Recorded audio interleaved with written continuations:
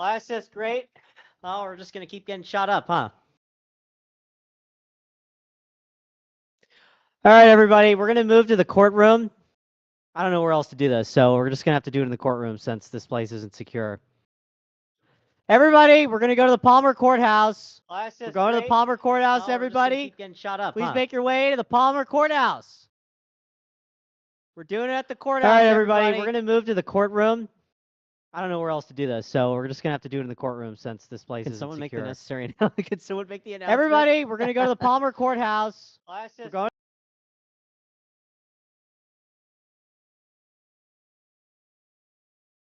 It's being done. The press conference is moving now to the Palmer Courthouse. Please make your way there.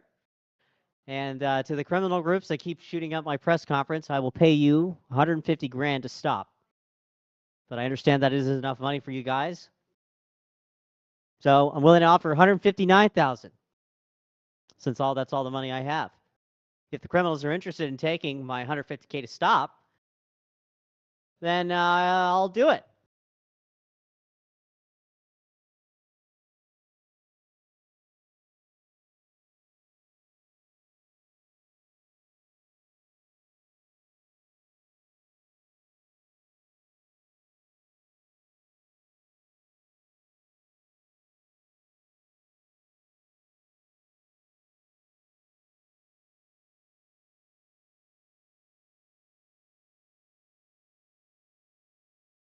All right, we're going to get started here in about 5 minutes. 5 minutes. We're going to get started here.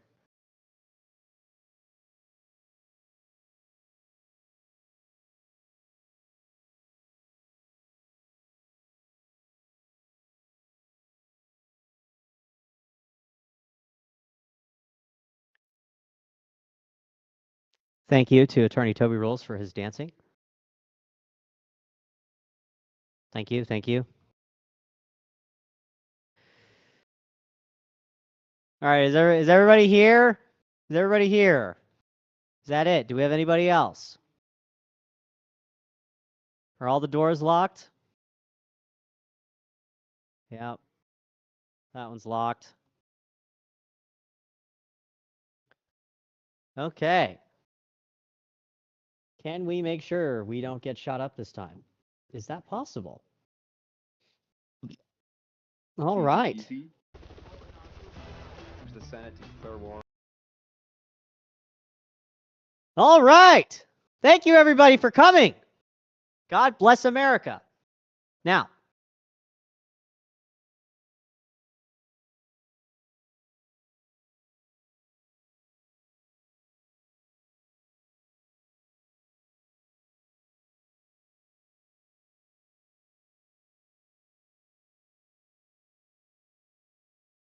apparently this event is now mod protected.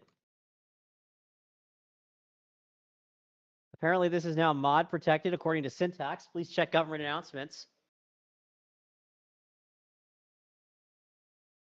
We're aware of the situation surrounding the recent detention by Ridgway State Police Trooper. I've spoken personally with the leadership of both the Ridgway County Sheriff's Office and the Ridgway State Police. There is no conflict, no ill will between both departments. Both department heads share this view that there is professional courtesy, and this professional courtesy was not extended in this instance, despite months and months and months of this happening. I think for quite a long time there has been some good professional courtesy. However, in this specific instance, it wasn't, and that is quite unfortunate.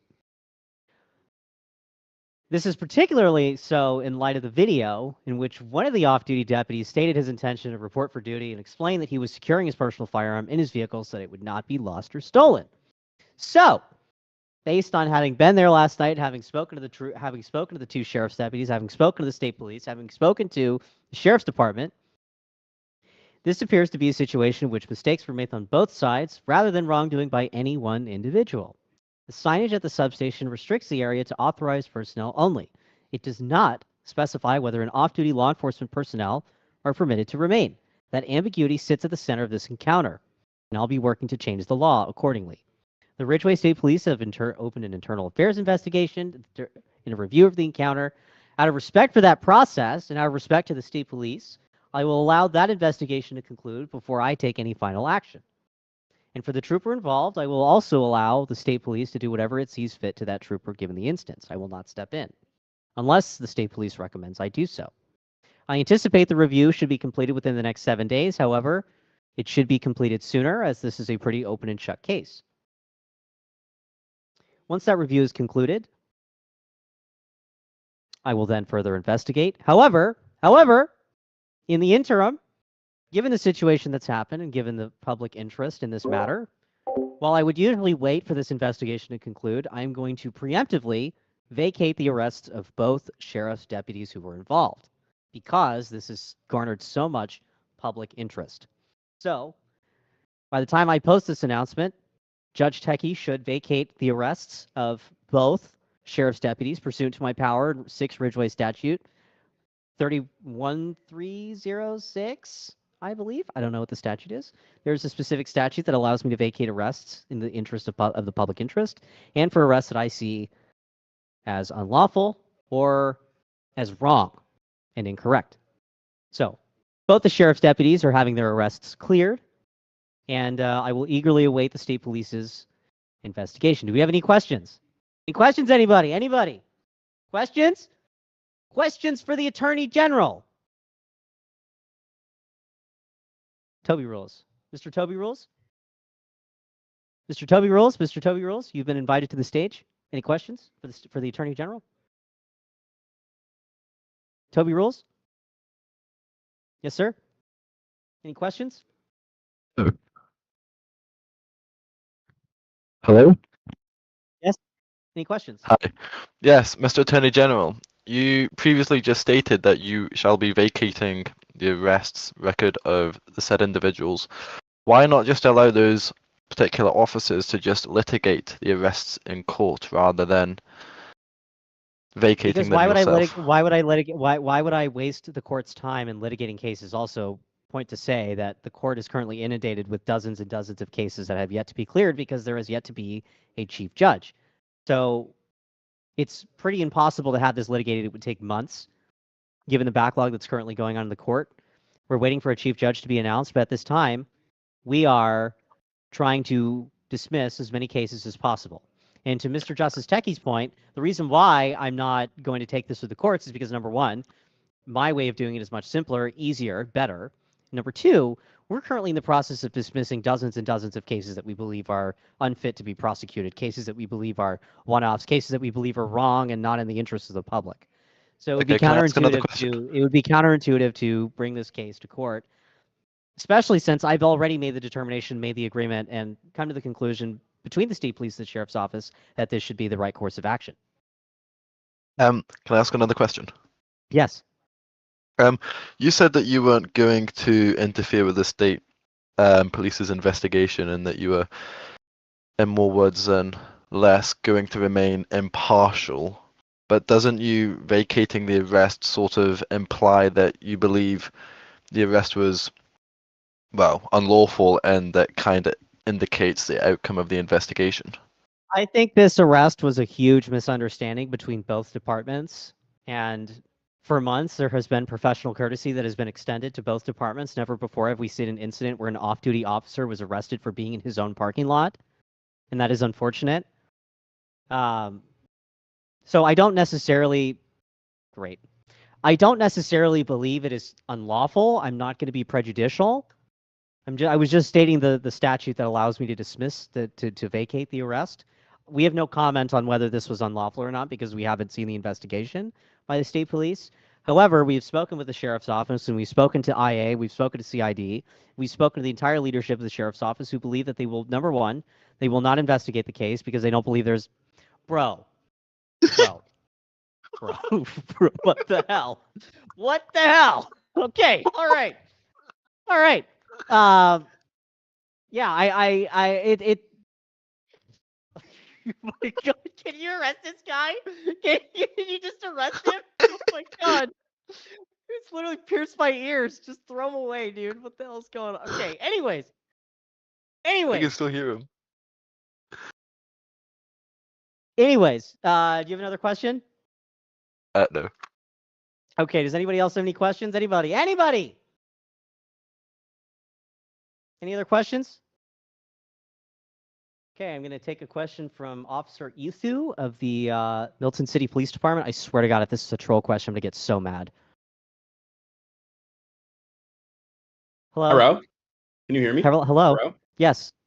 Do you think that this instance has to do anything with the new deferred training program with LETC, allowing departments to train them in the lack of actual education compared to the class intakes? Well, if I'm being honest, I find the Sheriff's Department pretty capable of training its own deputies, given it has a pretty crack team of people. I don't think this is a lack of training. Okay. What the hell is going on?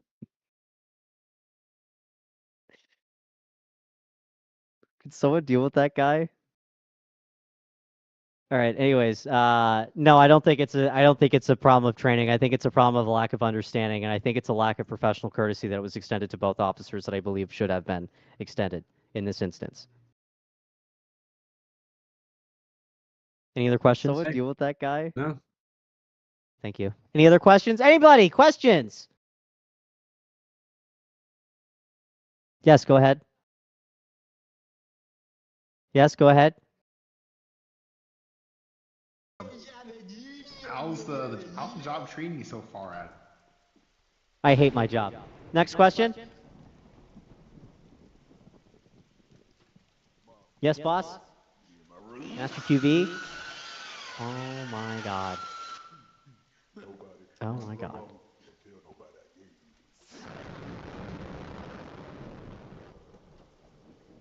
It is 6R.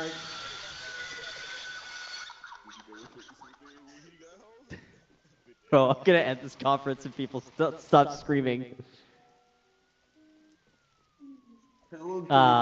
It's 6 Ridgeway Statute 130. Matthew, can you help me? 131 608.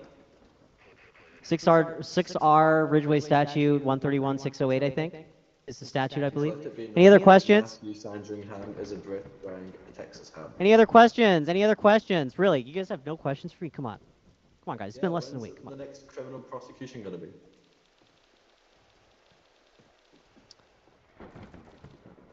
Now that we're here and now that nobody has any other questions, I'd like to announce that the State Bureau of Investigations has restarted its operations, and that it's re-begun operations under the new lieutenant, Mr. Azap.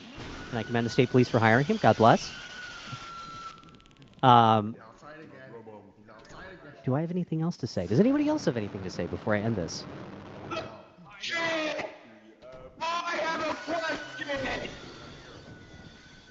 All right, thank you everybody for coming. I'm going to end this press conference before it gets even worse. Thank you all for coming.